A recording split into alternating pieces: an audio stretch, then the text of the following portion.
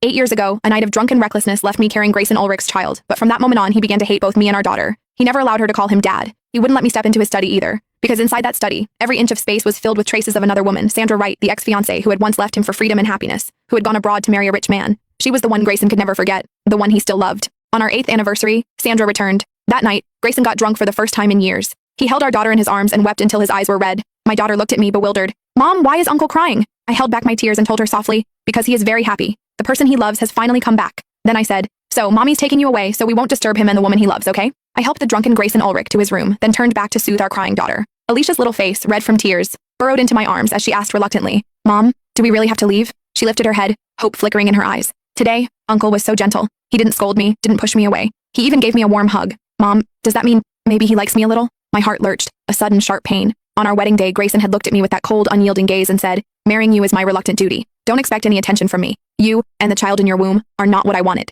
After our daughter, Alicia Ulrich, was born, he didn't so much as glance at her. He spent every day locked away in his study. He never let her call him dad. When she was just learning to speak at 1, she had thrown her tiny arms around him and said, "Daddy." He had thrown her onto the sofa, scowled, and left the house. She had screamed in terror, and I spent the entire night coaxing her to sleep. For 6 months after that, she refused to speak a single word. At 5, she had drawn a picture titled "My Dad" and entered it in a children's art contest, and won first place. At Grayson's birthday party, she had handed him her drawing and the trophy with trembling little hands. His gaze lingered on the wobbly childlike letters spelling "Dad." Then, with cold indifference, he had turned and walked away. He left her alone, facing the stares and whispers of the guests. Other children laughed at her openly. "You don't even have a dad. This drawing is fake. You tricked our teacher. That trophy isn't really yours." A 5-year-old couldn't withstand such ridicule. By the end of the night, she was bedridden with a high fever for an entire week. After that, she had learned to call him Uncle. The little girl who had once searched his face for a father's love was gone, buried beneath disappointment after disappointment. I blinked back tears, holding her close. "Alicia, your uncle is happy because the person he loves is finally back. We have to make room for them. We can't get in his way." Her smile slowly faded, the light in her eyes dimming. Then, as if she had just realized something, she anxiously showed me the little scarf around her neck. "Mom,